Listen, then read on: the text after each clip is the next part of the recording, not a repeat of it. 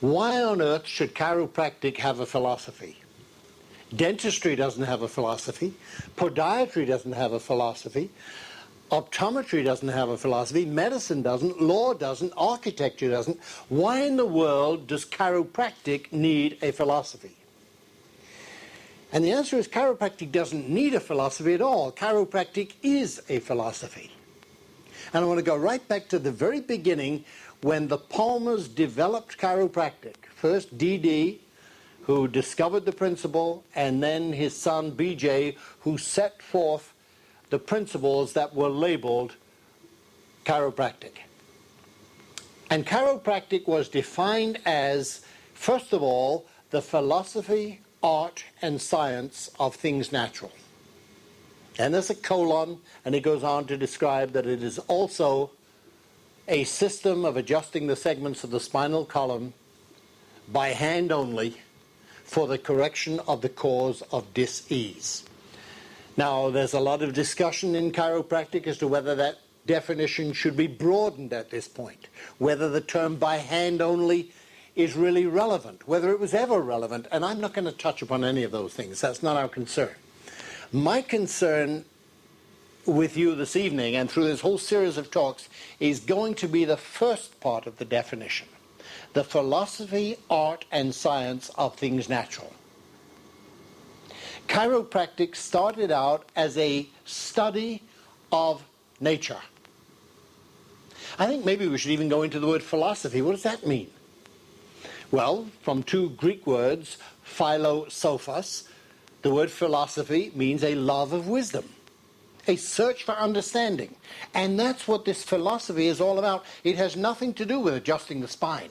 That's secondary. The real basis of chiropractic is a study, a search for wisdom of our relationship with our universe. So chiropractic doesn't need a philosophy. Chiropractic is first and foremost a philosophy from which grows a system of adjusting the segments of the spinal column by hand only for the correction of the cause of dis-ease. And later on we'll be talking about this term dis-ease, which is very different from the word disease. It has totally different meaning. I assume that many of you have a background in philosophy courses in schools and colleges. It's unfortunate, I think, that in most college courses in philosophy, they don't teach any philosophy at all. They teach the history of certain philosophers. And you learn what this philosopher thought and what that philosopher thought. And if you're very unlucky, you learn what you're supposed to think. The idea of philosophy is not to supply answers, it is to supply questions. It seems we have a whole educational system today that is content to fill people's minds with truth. Now, I've been a teacher for a lot of years, and I don't see the teacher's job as filling minds with anything. Not truth, and not half-truth, and not what we believe to be true today. The job of a teacher, as I see it, is not to fill the mind, but to open the mind, to cause thought, and to help people to follow the logic of their own understanding to achieve a pathway to truth. And that's the meaning of the term philosophy. Within this seeking for truth, there are two prime methods that are used. And I don't intend to get terribly technical with you, but we must understand this. There is what is currently referred to as the scientific method, which is inductive reasoning. And we're going to discuss that at great length this evening. And the other method that is used is deductive reasoning. Let's compare these two. We live in a society today which leans very heavily upon inductive reasoning. This is the way the world thinks today. The scientific method, the seeking of knowledge, as opposed to the seeking of understanding, which can be achieved only by deductive reasoning. You'll notice in our educational system, even with the young kids, we don't teach them to think, we tell them what they're supposed to do. We tell them what truth is. And it bothers me a great deal to see a little kid going to an art class at age 5, and the teacher says, draw a tree, and the little child draws what he or she sees, and the teacher says, no, that's not what a tree looks like. Let me tell you what you're supposed to see when you look at a tree. And we grow up being taught what we're supposed to see, what we're supposed to hear, what we're supposed to think, what we're supposed to feel, and it's always the power of authority that tells somebody what they're supposed to do. Johnny, go to bed, it's past your bedtime. Well, how do you know it's his bedtime? Well, the fact is, I'm sick of him. I've had enough for one day. I'm entitled to some rest. Okay, Johnny, I've had enough of you for one day. Would you please go to bed? But don't lie to the kid. Don't tell him he needs his sleep. Don't you think his little body knows better than you do whether he needs sleep or not? Eat your spinach. It's good for you. Who said so? Popeye? I mean, think about it. Where do we get this knowledge about what's good for us? Somebody told us. Somebody studied the subject. Aha. The basis of inductive reasoning is that you study and study and study. Now, obviously, the universe is too big for anybody to study all of it. The human body is much too complex for any one person to study all of it. So the human body or the universe, and we're going to do a lot of this tonight, use the universe as a comparison with the human body. The microcosm of the human body into the macrocosm of the universe. And a lot of truths can be seen, a lot of parallels can be seen in both. The human body is much too complex for any one person to study it all. Certainly the universe is too complex for any one person to understand it all. So we cut it up in pieces. You study the stars, I'll study, you'll study the kidneys, you'll study the heart, you'll study the liver, and each one becomes an expert on his narrow little field, taken out of context of reality with a whole. They say a specialist is somebody who learns more and more about less and less, till the absolute expert knows everything there is to know about nothing at all. I don't wish to put down specialists and experts, but let's understand, when you take something out of context, it's no longer an essential truth. If our purpose is to search for truth, and we've admitted philosophically that's what we're going to try and do. Philosophy is a search for truth, a search for understanding. Then we're cheating ourselves if we take things out of context. Inductive reasoning is based upon the premise that the whole is equal to the sum of its parts. Now, since you can't study the whole thing, what you do is study each of the parts individually. Of course, when you're dealing with something like the human body, it's much too complex for any one person to study all of the parts. So one person studies one part and one another and one another, then they put all of their knowledge together and they say this is anatomy, or this is physiology, this is pathology, this is what the human body is all about. But there are certain shortcomings in this. It almost works when you're dealing with mechanical, inanimate things. I think if you were to take a human corpse and study all of its parts for, well, until it decayed and rotted and ran away, you'd learn a lot about it. But then you're studying a corpse, not a living person. How do you study a living person? Well, I know. Let's start out on the assumption that all people are basically alike. Right? And then we can study a dozen people and know what all the others are like. Boy, how do you like that for a shortcoming? Just, would you please look at the person next to you? Right? You see how different they are? Okay, they're as different on the inside as they are on the outside. If I study all the people on this half of the room, I could learn, for example, that your average temperature is 98.6.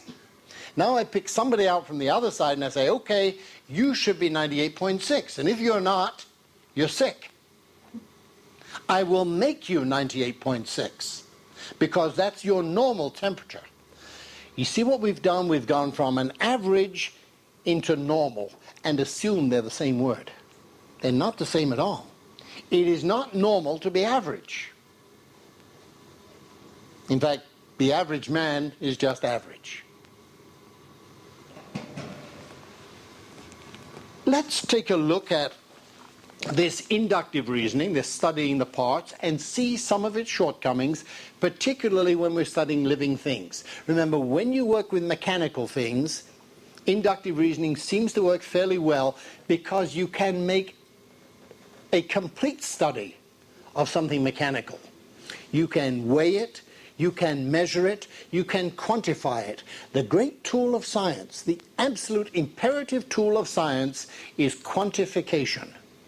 You must be able to measure and quantify things if you are to be scientific. Without quantity, without measurement, there's no such thing as science. But you can't quantify, you can't measure a living person.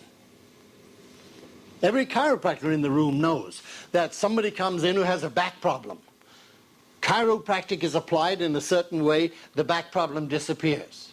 And the next person comes in, if you apply chiropractic in exactly the same way, the back problem may not disappear, certainly not in the same space of time.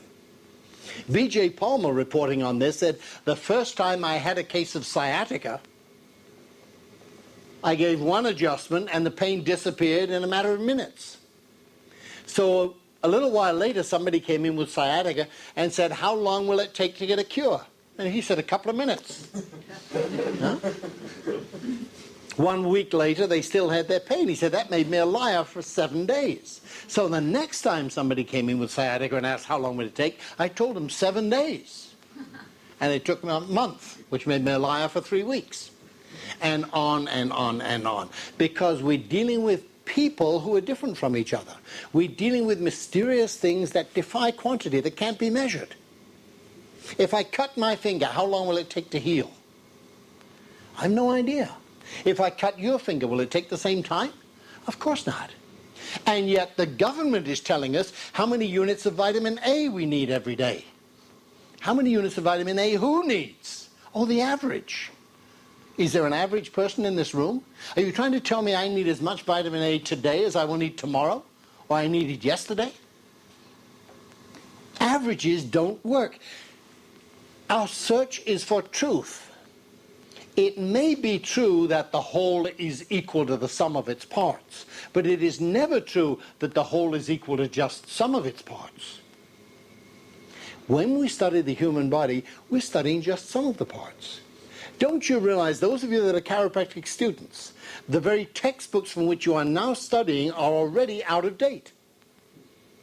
And when your kid brother or sister or your son or daughter go to chiropractic college 20 years from now, the textbooks you are now using will be laughed at. They will not be acceptable. Not because the human body has changed, but because knowledge of the human body has grown. Every year we learn more about the human body than we've learned in all past history, combined. So that what you're learning today is just part of the truth. And a part of the truth is a lie. It's well and good to study part of the truth. Better to have part of the knowledge than none at all.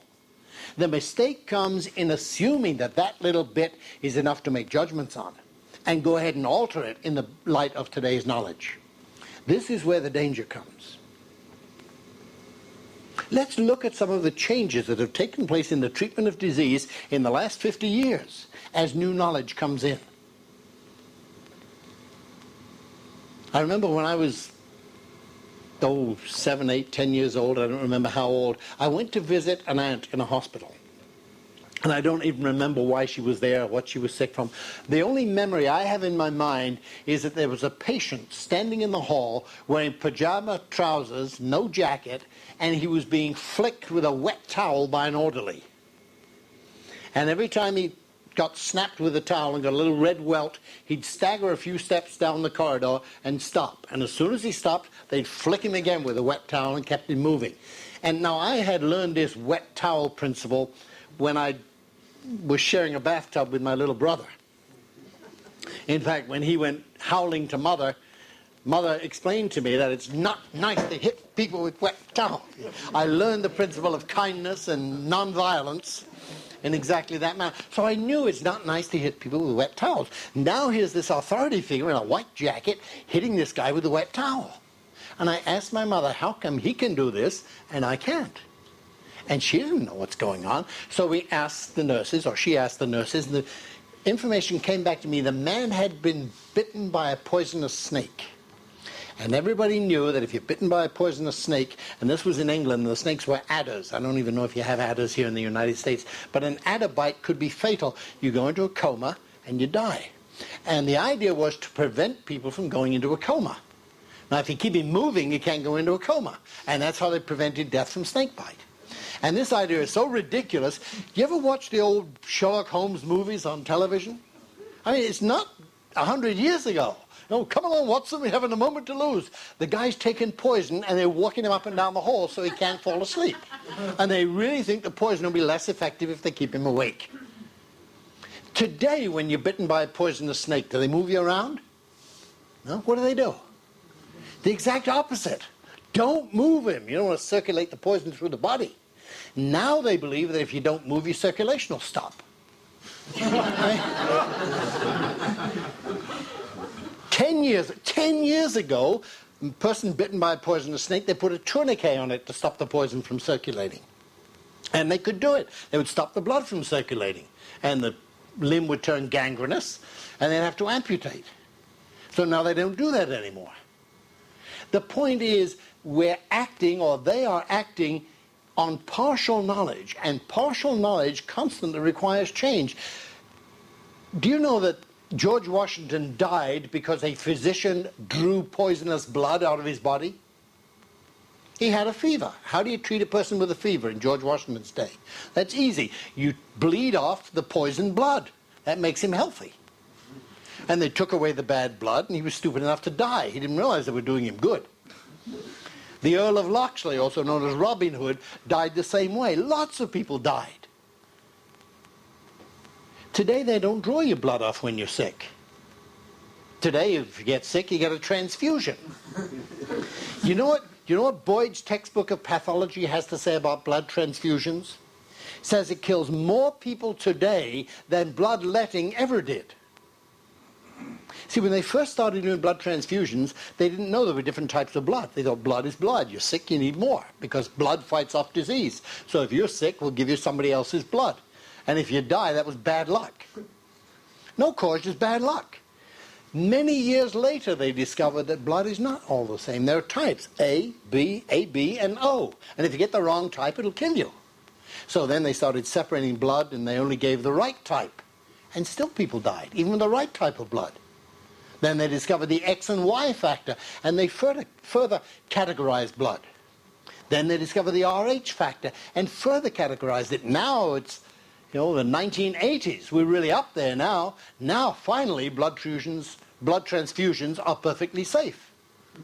Except today, blood transfusions still kill more people than bloodletting ever did. Now, should we stop transfusions? I don't know. That's not my business. I deal in policy, not in details. I don't make medical decisions. What I'm saying is, when you make decisions based upon partial knowledge, you are taking a great risk. That's all. That part of the truth is not the truth. Truth taken out of context sometimes is a lie.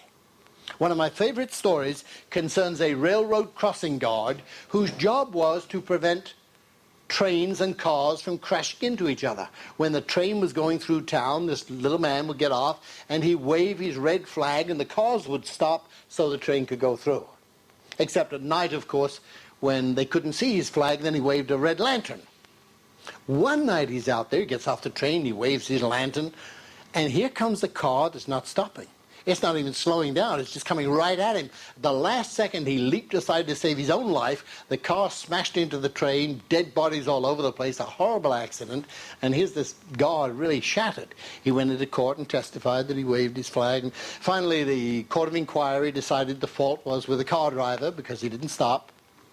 On the way home from the hearing, the railroad crossing guard was talking to the friend who drove him there. And he was saying, boy, I'm glad that's over. I hate those things. I was sweating all through that miserable hearing. And the friend said, hey, what do you have to sweat about? You told the truth, right? You waved your flag, your lantern, and the car didn't stop. He said, yeah, I waved my lantern, the car didn't stop. He said, then what are you worrying about? He said, well, I was afraid one of those smart lawyers was going to ask me, was the lamp alight? See, he told the truth, but it wasn't quite the whole truth. Part of the truth, out of context, is an outright lie. It's like an ant crawling up a Rembrandt painting. If you could communicate with that ant, and you said, and what's a Rembrandt painting? Well, it's a smudge of black paint. He's not lying, that's what it is to him. That's all he can see. And yet, because it's taken out of context, it's not really true. You don't know what a Rembrandt painting is from the ant's viewpoint. In order to understand the whole thing, you have to step far enough back and see all of the canvas and all of the paint and all of the brush strokes, and also feel the emotion that that painting arouses in you. Not in the artist, not in somebody else who's looking at it, but in you. What you communicate as a feeling from that painting is not valid for somebody else. There are intangibles involved, and the intangibles can't be quantified, they can't be measured. Let's go back and look at some of the other changes that have come about through following inductive reasoning. Inductively, we test things. We don't randomly grab a medication and shove it into somebody. We test it first, as they tested diethylstilbestrol and found it perfectly safe. Now, diethylstilbestrol, for those who don't know, was a drug that was used on pregnant women. Almost 100% of pregnant women at one point were given diethylstilbestrol, first to prevent miscarriage, which is interesting because today it's being used to cause miscarriage. It's the morning after birth control pill, is diethylstilbestrol. At the same time, they gave it to dry up the breast milk because science knew it could make better food for babies than nature could make. Now, you talk about arrogance. They studied babies and they studied breast milk and they said, we can do better. Breast milk is unhealthy. Let's dry it all up with this diethylstilbestrol and then we'll make good food for the babies. You know, Similac and things like that. But before they would do this, of course, they had to test the diethylstilbestrol and make sure it was safe, because you inject chemicals into people, they can do damage.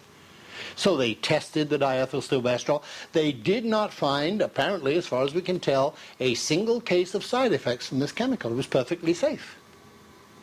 20 years later, unfortunately, the side effects began to show not on the women who took it, but on the next generation.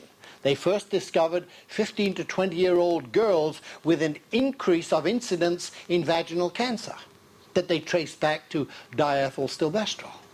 And then they found cancer in males, traceable back to the diethylstilbestrol, not that they took, but that their mothers had taken a generation before. So before we say, hey, things are safe, we've studied it, maybe we better look a few generations beyond. You know, we all know today that X-rays are perfectly safe. In which generation? How much do we mess up the genetic pool of future humanity by preserving our foods and altering the ecology? My God, if we can ever learn a lesson, it's from the ecology. You can't change the ecology without an effect passing on from one to the other. You talk about the domino effect. Boy, you'll see it in nature when you start changing the ecology. The farmers out in Arizona were very upset that coyotes were destroying their crops. Well, there's only one way to stop coyotes from destroying the crops. You kill the little bastards.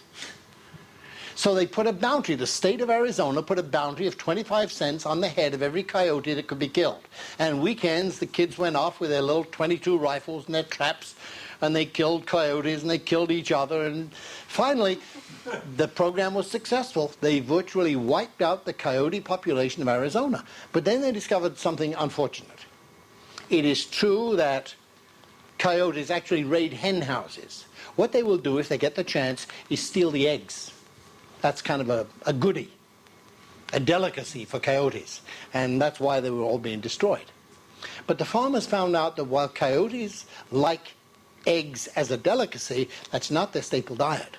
Their staple diet is field mice and rats. Guess what happened when the coyotes were all gone? The state of Arizona became overrun with field mice and rats, doing millions of dollars worth of damage to other crops. Now the Arizona farmers pay farmers in Oregon who ranch coyotes. And they buy thousands of pairs of coyotes and turn them loose in the countryside, hoping to restore the balance of nature which they messed up. You see, we look at a little bit of the picture and we don't see the broad effect. It's like taking medication to do one thing and it does something else. There's no such thing as a chemical without a side effect. And I'm not saying drugs and medicines are always bad. I'm just saying that they do certain things and not always the same things in different people. That's the problem. We'll test the drug on 1,000 people and say only one had a negative reaction, and that one wasn't a severe negative reaction. So everybody assumes the drug is safe until number 1,007 takes it and keels over and drops dead. You know, this stuff masquerades as science. There is nothing scientific about the practice of medicine. Let's talk about science for a moment. We're talking about the scientific method. Chemistry is a science. If I take an exactly measured quantity of pure chemical X and react it under closely monitored conditions with a measured quantity of pure chemical Y, and I measure the reaction, I measure the result, I've performed a chemical experiment. Now let's do it again. Same quantity of compound X, same quantity of compound Y, both pure, exactly the same carefully monitored circumstances. What will the result be? The same. Absolutely 100% the same. If the circumstances are the same, the chemicals are the same, there's no way it could be different. You do it again and again and again, you always get the same result. Good, let's try that with the science of medicine. Let's take the first 5 people and we'll give each of them an aspirin to cure a headache. Now the first one takes his aspirin and the headache's gone. Side effects, 0. Terrific, I'll take another one tomorrow when the headache comes back. The second person, we give him the aspirin, it doesn't really work. He takes 2 more and the headache's gone.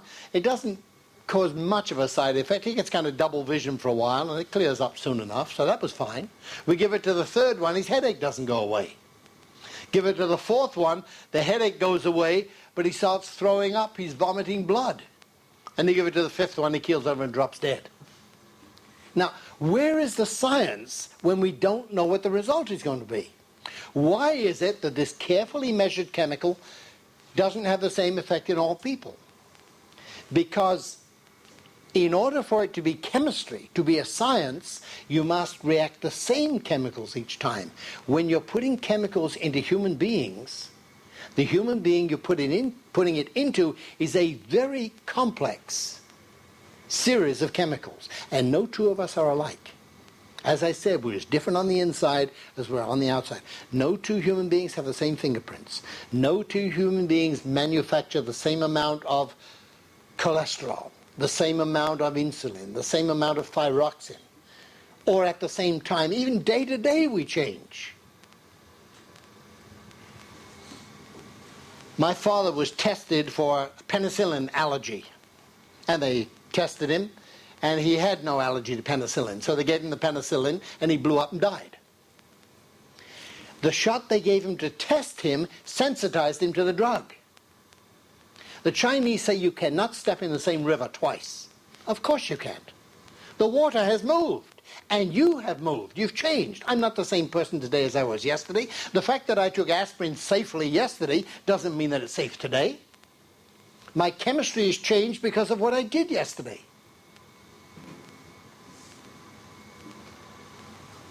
Let's keep looking at some of the changes going on in the treatment of disease today. Changes brought about by the fact that yesterday's treatment was imperfect. Every year the federal government takes off the market at least 1,000 different drugs. Why, if they were good? Because now we have something better. If you have something better, then what you had yesterday wasn't perfect, was it? What was wrong with it? Well, it didn't work all the time, and it had some side effects on some people. So you're saying what you're giving us now will work all the time and won't have any side effects? I like that term, side effects. You like that term? You know, I studied philosophy. They told me, I studied science. They told me about the law of cause and effect. There's cause and effect and side effect. Come on. If I give you 2 aspirin, you bleed to death, that's the effect. That's not a side effect. That's good Madison Avenue salesmanship to cover up the fact that that happened because of this. Drugs don't have side effects. But the point is the effects of drugs are unpredictable. And I'm still not saying don't use them. What I'm saying is don't call them science. That's all. It's not a science. It's only a science if it is duplicable and therefore predictable. No drug, even the one you took yesterday, is predictable today. And no chiropractic adjustment is predictable in its results. You're not dealing with the same human body you were dealing with yesterday. How stupid it is for a chiropractor to say, yes, this adjustment will make you well.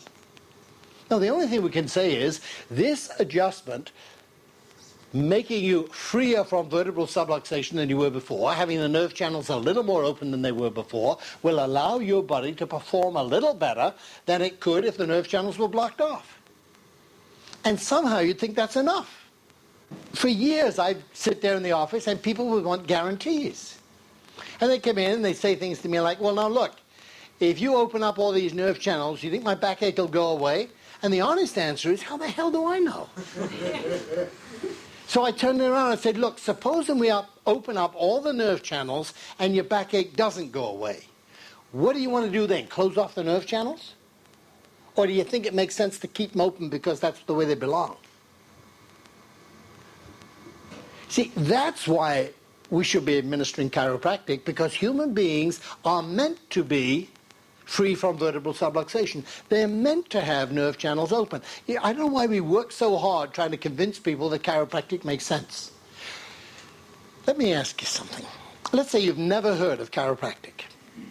And I want to tell you, and there are people here that are not chiropractors, let's tell you about the largest blood vessel in the body, in most bodies that have been studied so far anyway. It's called the aorta, and it carries most of the blood from the heart to the rest of the body. And it seems that almost everybody has one. And if there's somebody who doesn't have one, I haven't met them yet. Now, supposing we were to tie a piece of string around your aorta, loop it in a knot, and pull it tight. I am going to suggest to you that you'd be better off without that piece of string. Would you buy that, or do you need scientific proof? What in the hell is there to prove about chiropractic? All we're suggesting is that a nerve system without pressure or interference functions better than a nerve system with pressure or interference. Go home and put a rubber band around your finger and just let it sit there for an hour or two. And you tell me, would you function better without it? Obviously the same thing holds true of the spinal cord. What is there to prove? It is so incredibly simple. And the point about this whole discussion is that the parts of the human body, like the parts of the universe, are all interrelated. When you affect one part, you affect it all. We can't predict what the changes will be. But there is a principle involved here. When you put chemicals into the human body, you change the body. You change the entire body. Your attitudes, your moods, your ability to resist disease, your speed of recovery, your memory, your concentration, every single thing about you changes when you put chemicals in your body. And your body makes chemicals. And in order to make the right chemicals at the right place at the right time, it's a good idea to have the brain, which regulates things, the central computer, in total control of all the glands and organs that make the chemicals. Obviously, if you interfere with the communications lines, you've lost harmony. It seems to me that chiropractic should introduce itself as a restorer of harmony within the body.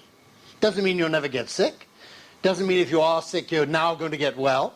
What it means is your body now can function in better harmony with itself than it could before. And it seems to me when you're in better harmony with yourself, you're in better harmony with your friends, your neighbors, your family. Look what happens at an imbalance in body chemistry, how it affects moods and attitudes. And my God, you got somebody down there in Washington, D.C. making decisions for war or peace in the world, and his body chemistry just may be a little out of balance, A, because he's subluxated, and B, because he goes through the day taking medications to change his chemistry. Do those medications improve his chemistry? Well, they may make his heart beat faster or slower, whatever he's taking, but they also affect other things. You can't put chemicals into your body without changing the entire body. Now, inductive reasoning depends upon experts who study one result of one chemical and says this chemical will reduce your high blood pressure, And it will. But they don't know what else it'll do. Inductive reasoning has three major shortcomings when it's dealing with the human body. The first major shortcoming is the fact that we don't know enough about the human body. How much do you think they know about the human body now? The people in medical schools today, how much do you think they know? How much do you think they're learning? What is the sum total of knowledge of all of the experts in the world about the human body? I once asked somebody who is a very learned PhD in neurophysiology, what do you think is the sum total of all human knowledge about physiology? Are we finished now? Or are we still learning more? And he said, we probably know about 1/millionth part of 1%. Well, it doesn't seem like an awful lot to be making judgments on and changing things, does it? 1/millionth part of 1%? When do you think we'll know it all? Whenever we do, that'll be the time for the knowledgeable people to start running my body. I don't know about yours. Right now, I don't trust the knowledge of human beings to know what's going on in my body. They didn't study my body. They studied averages. They studied 100 men and found the average height was 5 feet 8.5. Now what are they going to do with me? Cut 2 inches off the top? I don't fit the average. There's nothing about me that's average. And there's nothing about you that's average. So this judgment of what most people can survive or tolerate is a little scary.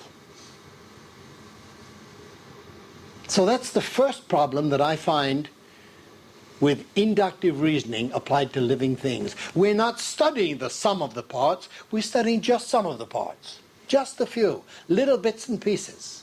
And whether it's medicine or chiropractic or any other so-called science, it doesn't know anything about that individual body.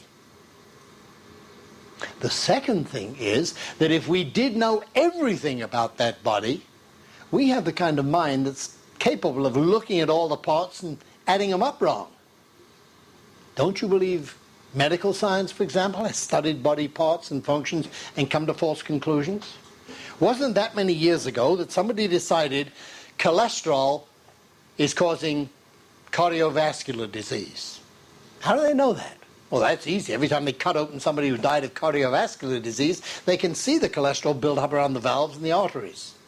Well, that's true. I just wonder, though, do you think maybe it's possible, at least in some of the cases, that rather than the cholesterol buildup causing cardiovascular disease, is it possible that when you have cardiovascular disease, your body can't manage cholesterol properly and so it builds up in the valves? Wow, I never thought of that. See, we look at A and B and we assume that A caused B. Maybe it isn't that way. Maybe it's the other way around.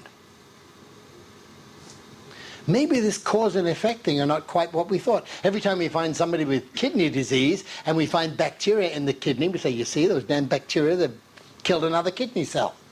Let's follow a kidney case. Let's follow somebody who has kidney infections. And it's very easy to demonstrate the presence of bacteria. It's also very easy to shoot them up with penicillin. If the penicillin doesn't kill them, the penicillin will kill the bacteria, and they've survived and it worked. They got a cure. But most of the time, 6 months or a year later, they have another infection. Oh, that's okay. We'll take another shot of penicillin. Cleared up the last one, and it'll clear up the next one too if it doesn't kill them.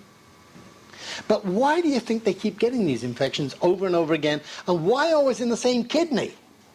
Ask the people who've had it. Always the same kidney, again and again and again. You think they're all left-handed bacteria? Are the bacteria causing the kidney disease, or is a diseased kidney a natural breeding ground for bacteria? Maybe we're not looking at cause and effect in their proper relationships. Look, if you go home from here and you see a dead bird lying in the road being eaten by maggots, are you going to assume that a group of maggots jumped up and caught a bird and killed it? Think about it. You go home, outside your house is a garbage can, right? It's Thursday night, tomorrow the garbage man is coming.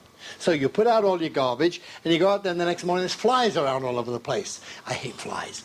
I love all living things except those damn flies, right? Whoever created the universe made everything in perfect balance except, you see the movie Oh God? He screwed up with the flies. Right? Who in hell decides which are the flowers and which are the weeds? Who makes these decisions that we're fit to live and flies should be killed? Who decides who are the good guys and who are the bad guys? How you go home anyway and you don't like flies because they spread disease, right? You get out your little fly swatter and you kill all the flies. Zap, zap, zap, and they're all dead. Go in the house and come out 10 minutes later. What do you find? More flies. Eating the same garbage, plus eating the bodies of the flies you just killed. Now you get really mad and you go inside and get your can of DDT. And you kill all the flies and half the neighbors. Come out the next morning, what do you find? More flies. Look, if you want to get rid of flies, most people don't like flies. If you don't want flies around your garbage can, I'll tell you how to get rid of them once and for all. Put out a clean garbage can. The flies will look, there's nothing to eat, they take off. What do you think, they're stupid? They're not going to hang around a clean garbage can. Well, the same is true of bacteria. They come to your body, if there's something to eat, they stay and they multiply.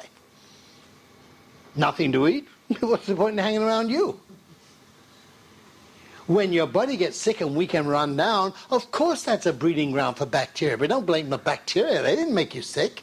You see, we look at all the facts and we come to false conclusions. That's the second thing wrong with this inductive reasoning. And it sounds silly the way we're talking about it tonight, but the whole world is doing it.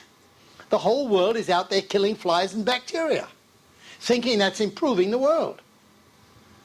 And what they're doing is creating new breeds of flies and bacteria, the so-called resistant strains, hospital staphylococcus. I just love that talk about hospital staff.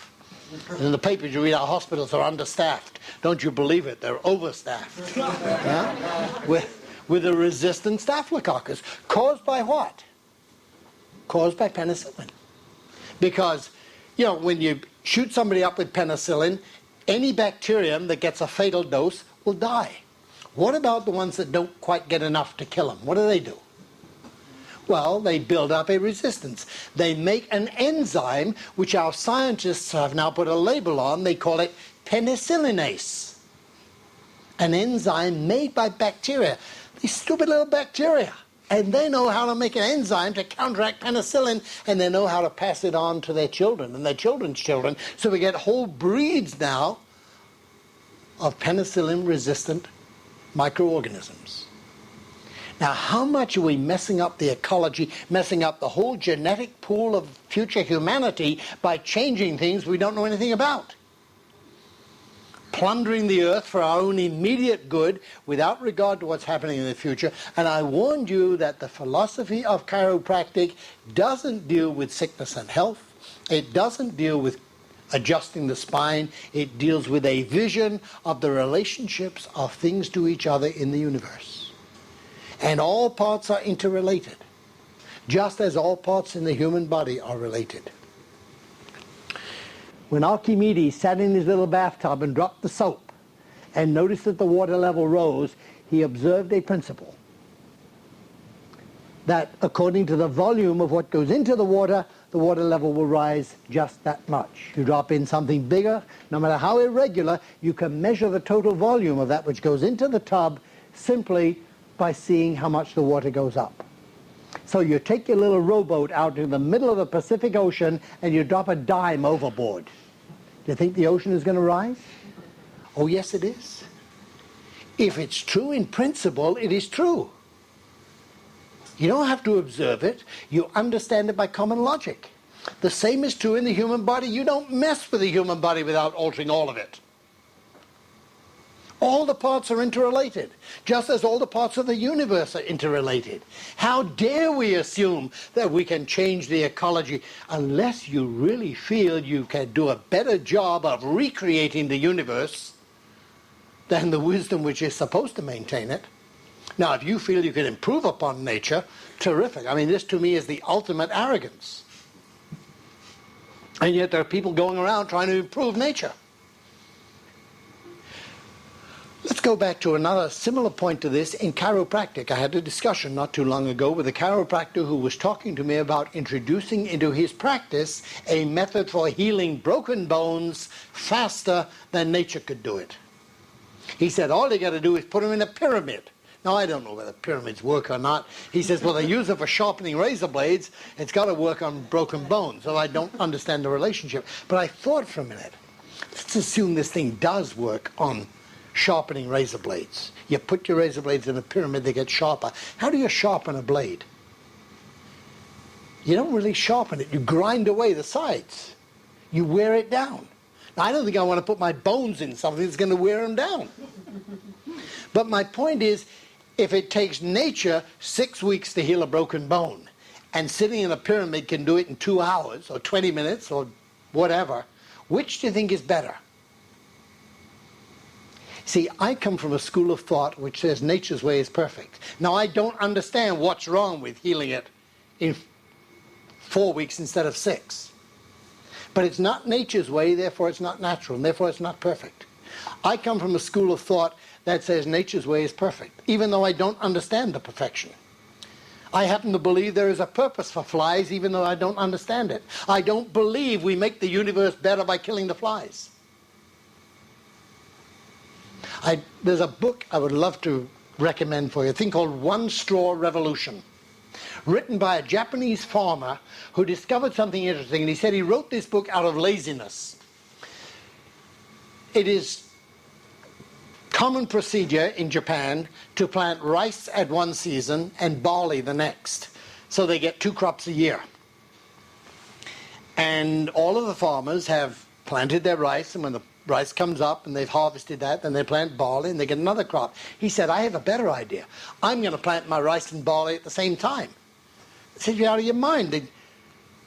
The barley's not going to come up now. He said, yes, but the barley knows that. I'll just make one sowing of rice and barley. The rice will come up when it should, and the barley will come up when it should. And sure enough, it worked. Then he said, you know, there's another thing I'm not going to do. I'm not going to poison the insects. But then the insects will destroy your crop. He said, I don't believe that. And sure enough, the insects started destroying his crop. But then one year, there were a lot of frogs that destroyed the insects. And the next year, there were no frogs, but there were turtles that destroyed the insects. And another year, it was birds. And another year, it was something else. And it seems that nature has a way of balancing things out. And this particular farmer, without any chemicals, without altering nature, working with the ecology instead of against it, is growing better crops for less money than all the people that are poisoning the environment. And now all of a sudden, all the industrialized farmers from all over the world are going to Japan to take lessons from this old guy who wrote a book called One Straw Revolution. And if you're interested, I'm sure some of the bookstores have it. I don't remember the author's name. One Straw Revolution, about the Japanese farmer, written by the Japanese farmer. Fun to read. But these same principles of the ecology hold true for the human body.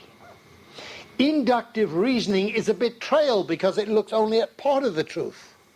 It doesn't understand the big picture. It's like the ant crawling up the Rembrandt. You don't understand it. Yes, this treatment or that treatment will lower the blood pressure. But what else is it doing? Well, we don't know. I haven't seen anything else. That's great, but you can't assume there isn't anything else. You know, if you swallowed 2 aspirin and it were going to knock 10 minutes off your life, I wish it would do it then and there. Wouldn't that be nice? You swallow 2 aspirin, you drop dead for 10 minutes. Then you come back. 2 weeks later, you get another headache, you take 2 more aspirin, you drop dead for 10 minutes again. Pretty soon you figure out what's causing it. But it doesn't work that way. It knocks 10 minutes off the end. And we don't know it's happening. We say, hey, no side effects, meaning nothing I can associate. There is no effect without a cause, and there's no cause without an effect. You set causes in motion. We can't always predict what the effects are going to be. So we've now seen 2 of the 3 things that make inductive reasoning very unsafe when you're dealing with living things. One, we're not studying the sum of the parts. We're studying just the few that we've so far discovered. Let me enlarge upon that for just a little bit. There was a debate that took place near Sherman College in Spartanburg, South Carolina, when I was teaching there. A group of students were taking their pre-chiropractic studies at Wofford College, where they came under great ridicule from some of the pre-med students, and particularly a certain instructor in let's say it was biochemistry. A biochemistry instructor was attacking chiropractic every chance he got in the classroom. And the students were pre-chiropractic. They didn't have enough knowledge to discuss or debate or defend themselves. So they got me involved in this thing, and they set up a debate. All right? Reggie is going to debate chiropractic with a biochemistry anti-chiropractic person. And they took the big auditorium, and some of you in this room maybe were there or remember it. And they had the whole audience there, and I went up to debate chiropractic. Unfortunately, the poor man didn't even know what chiropractic was. He hated it, but he thought it was some kind of massage. He had no understanding what it was all about or the principles. Well, these guys claim they can cure cancer with massage. And that's what he thought. I don't know where he got that from. So since we couldn't debate chiropractic, and I didn't want to disappoint the audience, I said, well, let's debate what you do know about. What's your hot subject? What do you want to talk about? And he was into eugenics. This was his big thing, genetic surgery. Since we've cracked the genetic code and we understand the genes, do you realize we can destroy disease before people are born? We can take somebody who is going to be a dwarf and cure dwarfism so they're normal size. You can take somebody who's going to be mentally retarded at birth and change their body chemistry so they can be a genius. He said, pretty soon we can just make geniuses at will. I said, it's great. Who's going to collect the garbage?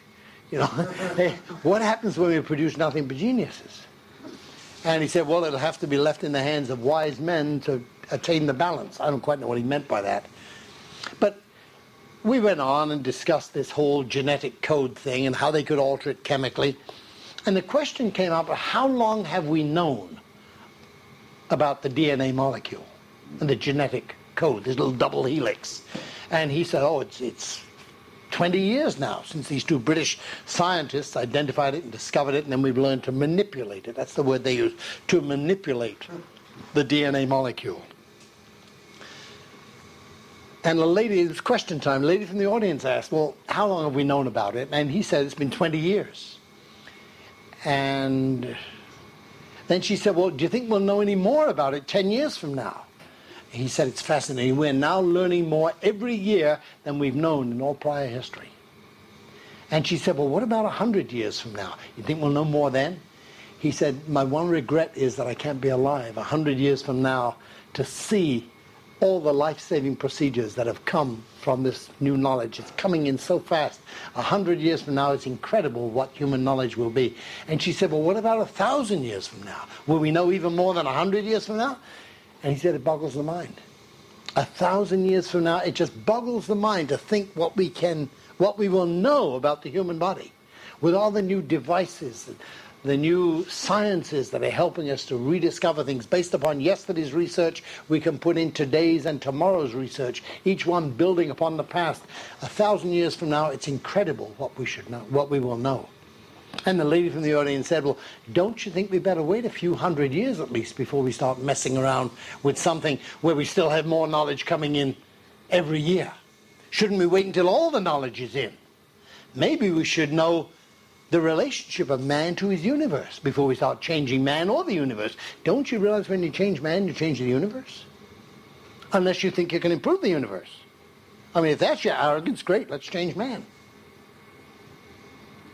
And that's about where this discussion died. It turned out that the lady that was asking these piercing questions was also a biochemist, and she happened to be his wife. I'd have loved to have been a little fly on the window of their car as they were driving home that night. It might have been a very interesting discussion. The point is, we just don't know enough. We're getting in new knowledge all the time. Maybe we're not fit yet to improve upon the human race, or upon one individual human being. The second problem is that even if we have all the information in, we're going to guess wrong. We have fallible minds. We make errors. Remember, we know absolutely nothing about that individual body. We know about the averages of bodies. 1,000 people treated in such a way, most of them will respond by so-and-so. 1,001, we don't know. Let's take a decision. I pity chiropractors who make this kind of decision, who set themselves up as the family doctor. And a patient comes in, and boy, I've fallen into this trap myself so many times, and it's so tempting. You so desperately need to stop people from making a mistake. And when somebody comes in and says, look, my son has appendicitis, do you think we should undergo the surgery, or do you think being free of adjustment he'll get well by himself? Of course, the honest answer is, how the hell do I know? The truth of the matter is that if we don't send them for surgery, some are going to die. Appendicitis kills even people that are not subluxated. If you don't send them for surgery, 1,000 out of 1,000, some may die. Of course, if you do send them for surgery, some may die who wouldn't have died otherwise. Now is the problem. We've got all the statistics, but we don't know what category this person falls into. And how do you play God? How do you say, well, if I were you, or I say, I can't tell you what to do, but if it were my child, and then you tell them what to do. I mean, we're covering up our advice by pretending it's not advice. And that may hold you legally secure, but morally you're still influencing that person's decision. And I don't know what the answer is to this. Yeah, I do. You know what the answer is? To stop doing what medicine has done. Chiropractors came along and objected to the paternalism of medicine that told people what to do. The arrogance of a doctor looking down a little boy's throat and saying, well, those tonsils are going to come out. Without saying what the tonsils do, what a life without them would be, what the surgical risk is, what it'll be like being without them if they do come out and he survives, the doctor makes the decision for the parents. Well, if you don't do it my way, I won't be responsible. You mean if you take him out, you will be responsible? Well, no, I don't mean that exactly. Huh? So the chiropractors didn't like this. They want to kick the MD off his pedestal, and then they want to take his place. A chiropractor who would never say, take 2 aspirin to bring the temperature down, will say, well, sponge him off with alcohol to bring the temperature down. That's great if you know what the temperature should be. What should the temperature be? I don't know. Well, the national average is 98.6. Yes, but when you're detoxifying, the body has to get rid of poisons. And it does that very often by oxidizing them. The body knew long before science did that heat is a catalyst. When you want to oxidize something, if you raise the temperature, it oxidizes faster. The body detoxifies faster in the presence of heat. So if you have to detoxify, the body raises its temperature. And you'd be surprised how many chiropractors would assume, hey, he's got a high temperature, he's sick. The adjustment will bring it down. Very often, when the person doesn't have nerve interference, the temperature goes up instead of down. Let's not encourage this belief that freedom from symptoms means health. Pick up your newspaper any day of the week and you'll read about the symptom-free people. Never had a sick day in his life. Dropped dead of a heart attack at age 41. Being free from symptoms is no guarantee you're healthy. And having symptoms is no guarantee you're sick. Let's say you and I go out to a Chinese restaurant to get some chow mein, and it turns out to be toe mein. Now, my body functioning perfectly is going to get rid of the poison. Very quickly you're going to see vomiting, diarrhea, and a high fever. And you say, hey, he's sick. No, I'm not. I'm doing just what I'm supposed to do. It's like the fellow who's seasick at the side of the ship. He's throwing up over the side, and his buddy says, oh, weak stomach, huh? He says, weak hell, I'm throwing it as far as the next guy. The presence of symptoms does not mean you're sick, and the absence of symptoms does not mean that you're well. Now, this is one of the problems with treating disease, of making judgments based upon inductive reasoning. We decide, well, I don't like the way that temperature looks, we better bring it down. You have no knowledge of why it's up there. Obviously, a temperature can be high to do something that the body needs, or it can be high because the person is dying and the thing is out of control. There are 2 areas in the body that control temperature. One is in the hypothalamus of the brain, and the other one is in the spinal cord at about the area of the 5th thoracic vertebra. And either one of those being malfunctioning can cause temperature to go up when it shouldn't. It robs the body of its ability to control its own temperature. But let us not assume that a temperature that's high is out of control. Very often it's in control, it's doing its job. And the same is true of vomiting or diarrhea or a lot of other symptoms. By what right do we make judgments about somebody else's body based upon the average? So first of all, we don't have the total knowledge. Second, when we do have the knowledge, we're guessing wrong all over the place. And third, and most important, the reason that inductive reasoning will never work on human beings or any other living thing, in the living body, the whole is not equal to the sum of the parts. There are unquantifiable factors in the living body. Hey, you want to study my parts? Study my corpse. That's my parts. But there's a difference between a living, breathing, walking, talking human being and a corpse. And until we study that difference, that thing that makes me alive and a corpse dead, we haven't studied humanity. Science studies corpses. Chiropractors go to chiropractic colleges and cut up cadavers to learn all about death. I thought you go there to learn about health. What is health? Health is life. Life being expressed 100% is what we call health. The word health comes from the same Greek root as the word hail. It means whole. When you're expressing your whole life, you are healthy. That's what chiropractors should be studying, whole life. Not sickness and disease. Sickness and disease is none of their business. There are some 35,000 different diseases listed in the medical textbooks, and the practice is to identify the disease and treat it, not the person. Chiropractic is concerned with this human being, but we don't know the makeup of this human being. So we can't depend upon inductive reasoning.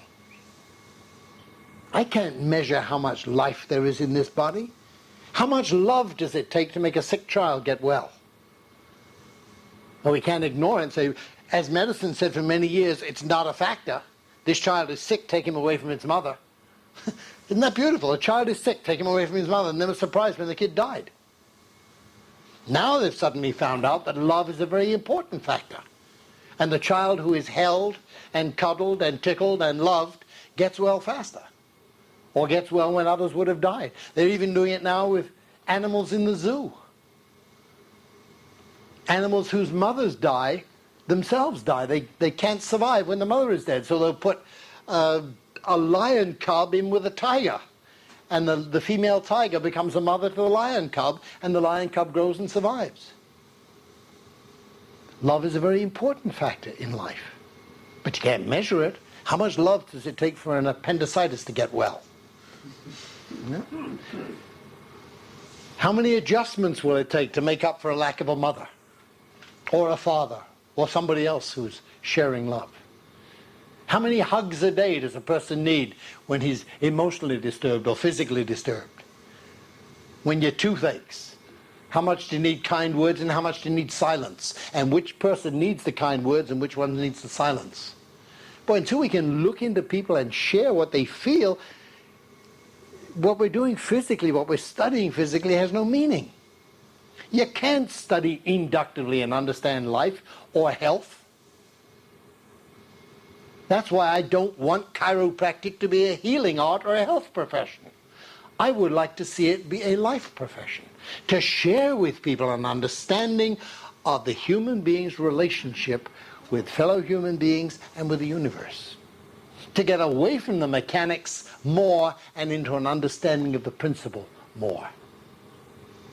Well, if we're not going to go by inductive reasoning, if we're not going to study the body, what are we going to use? And I'm not saying don't study the body. I'm not even saying don't use inductive reasoning. I'm not saying don't benefit from knowledge acquired over the years. What I'm saying is don't trust it totally. Don't use it to exclude yourself from life.